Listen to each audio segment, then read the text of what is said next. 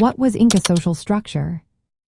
Imagine a society where every individual has a specific role that contributes to the greater good of the community.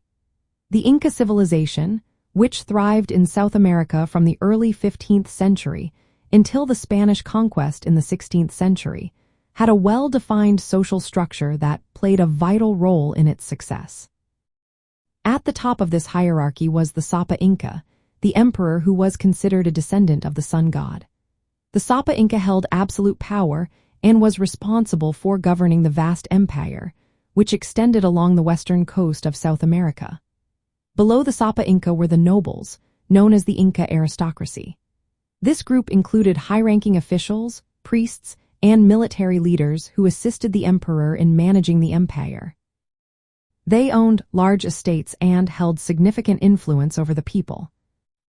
Next in the social hierarchy were the curacas, local leaders who governed individual communities or provinces. They acted as intermediaries between the Inca rulers and the common people, ensuring that the emperor's laws and policies were enforced. The curacas were often chosen from local nobility and were expected to maintain order and collect tribute for the empire. The majority of the population consisted of commoners, known as the Yanacuna and the Mitimays.